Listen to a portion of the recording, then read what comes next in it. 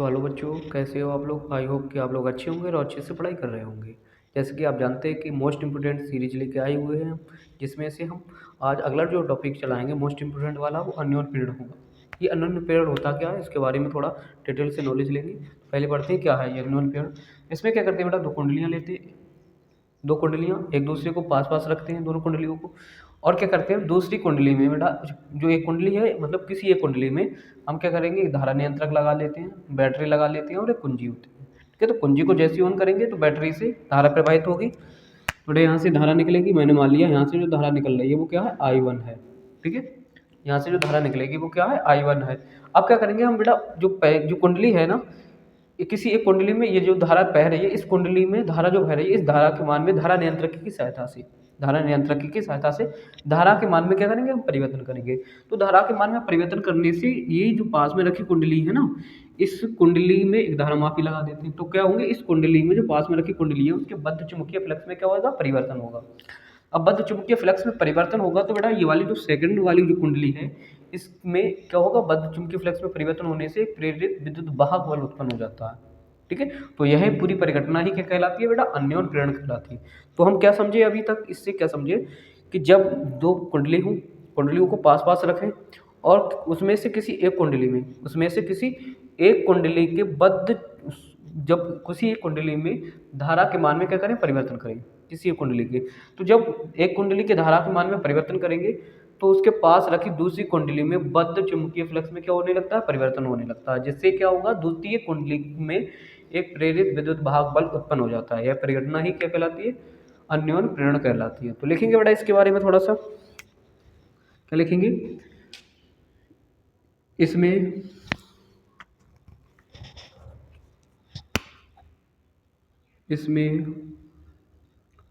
दो कुंडलियों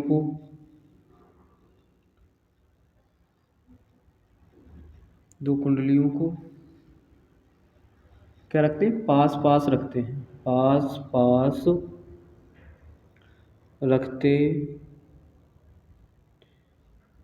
हैं। इसमें दो कुंडलियों को पास पास रखते हैं, जिसमें से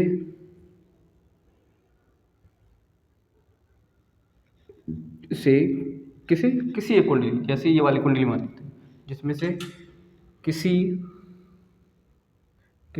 एक कुंडली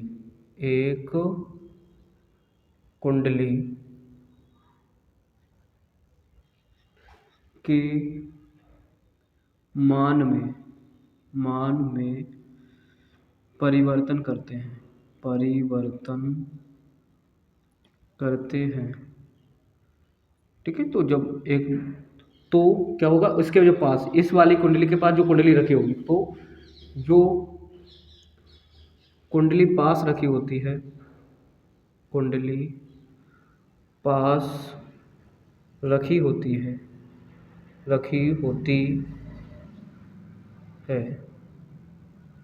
उसके, ठीक है ना, उसके बद्ध चुंबकीय फ्लक्स में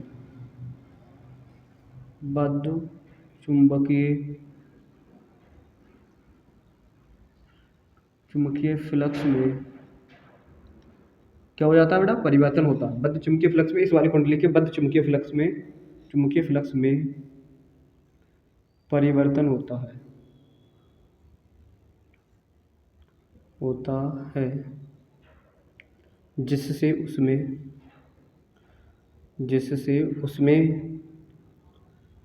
क्या होगा बेटा, जिससे उसमें प्रेरित विद्युत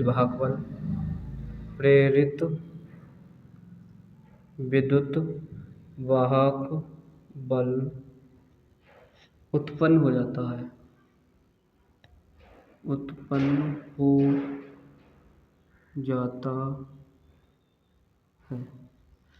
आगे बेटा, हम जिस कुंडली में धारा के मान में परिवर्तन करेंगे उसे बोलते हैं प्राथमिक कुंडली, और जिसमें बद्ध चुंबकीय फ्लक्स में परिवर्तन होता है उस कुंडली को बोलते हैं द्वितीय कुंडली। तो आगे लिखेंगे बेटा, जिस कुंडली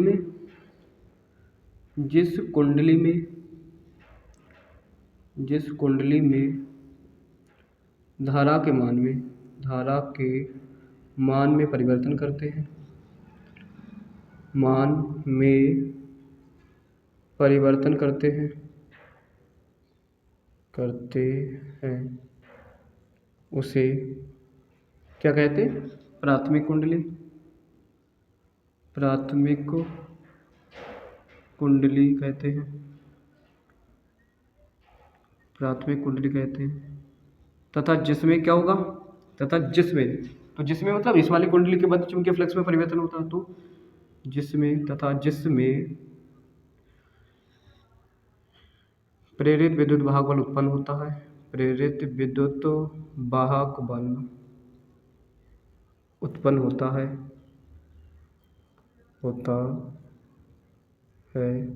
उसे क्या बोलेंगे बेटा? कौन सी कुंडली? द्वितीयक कुंडली कैसे है? उसे द्वितीयक कुंडली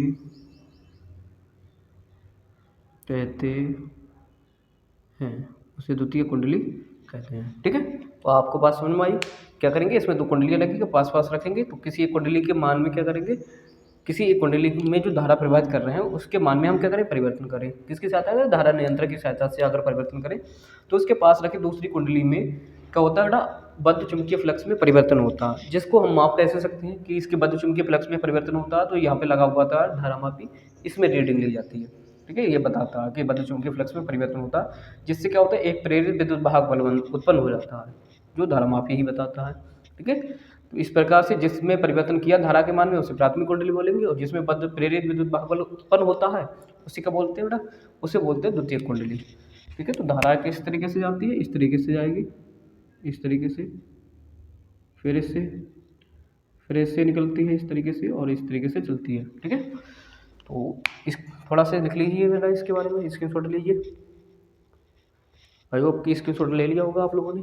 अब आगे हेडिंग पढ़ेंगे बेटा कि क्या पढ़ेंगे बेटा? इसी का अन्योन प्रेरण या अन्योन प्रेरकत्व, इसी का टॉपिक है बेटा। अब हम इसके फार्मूले के बारे में पढ़ेंगे। सही है, तो क्या है देखते हैं। हेडिंग डालेंगे बेटा अब अन्योन प्रेरण गुणांक या प्रेरकत्व, या इसी को बोलते हैं प्रेरकत्व। ठीक है, तो सबसे पहले नंबर एक कंडीशन ले लेते हैं बेटा। क्या होता है, क्या थी कि क्या माना बेटा? प्राथमिक प्राइमरी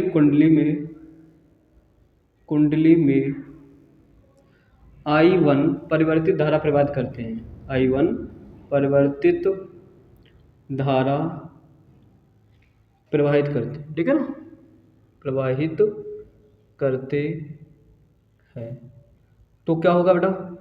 तो द्वितीय कुंडली, सेकेंडरी कुंडली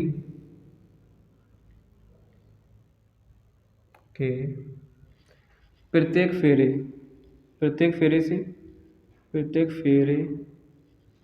से F2 फ्लक्स उत्पन्न होता है।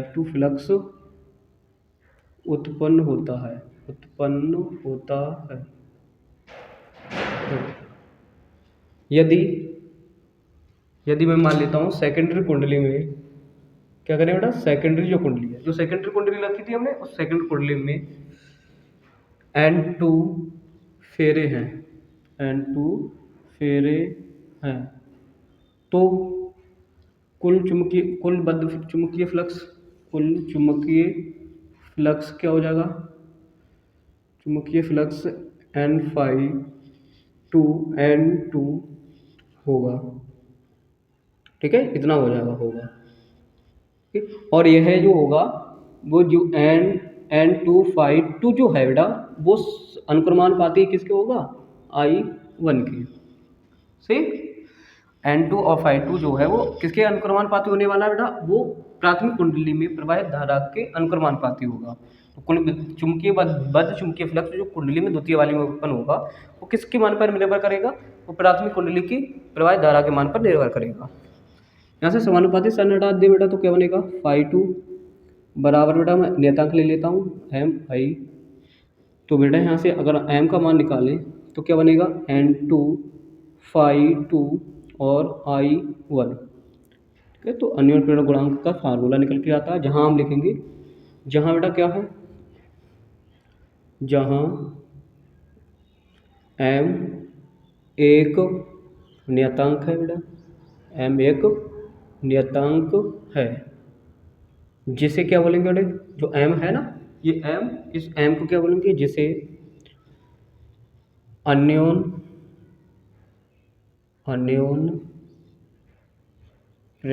प्रेरकत्व कहते हैं, अन्योन्य प्रेरकत्व कहते हैं, इसी को बोलेंगे अन्योन्य प्रेरकत्व। ठीक है, अब मैं मान लेता हूं, माना,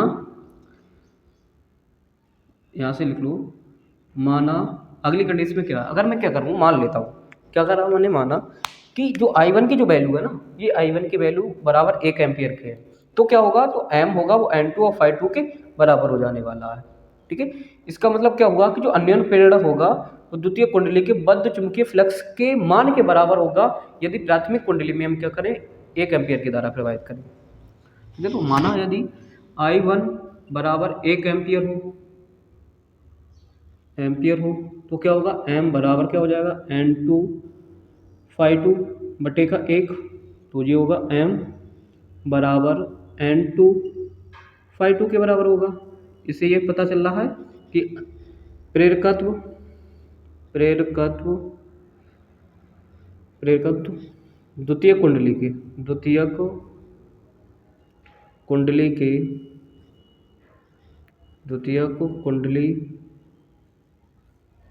के बद्ध चुंबकीय फ्लक्स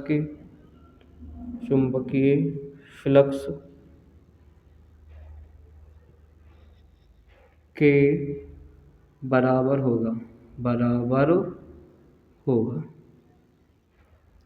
ठीक है, तो आई होप समझ में आ रही होगी आपको बात, स्क्रीनशॉट ले लीजिए बेटा, आई होप स्क्रीनशॉट ले लिया होगा आपने, डालते से।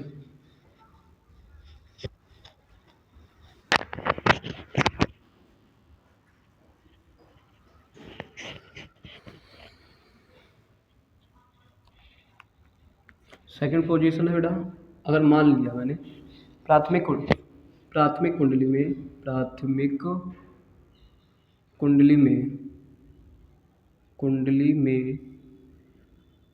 धारा प्रवाहित करने से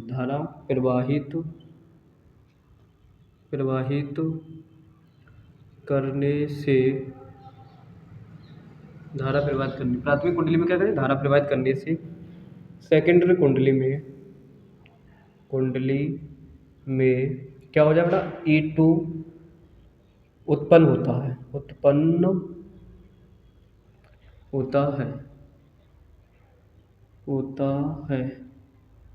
तो बनेगा E2 जो बराबर होगा बेटा N2 d∅2 बटे का dt, किसके बराबर होगा, dt के बराबर होगा। इसी को थोड़ा अगर मैं एक्सप्लेन करूँ बेटा, तो माइनस का dN2 φ2 और बटे का डेल्टा t लिख दूँ। ठीक है, और बेटा आप जानते हैं ये कितने के बराबर होता है, ये जो बराबर है वो m I1 के बराबर था, सही है ना, बटे का dt। अगर मैं m को बाहर ले लूँ बेटे, तो m को अगर मैं बाहर लूँगा तो बनेगा dI1 बटे का dt।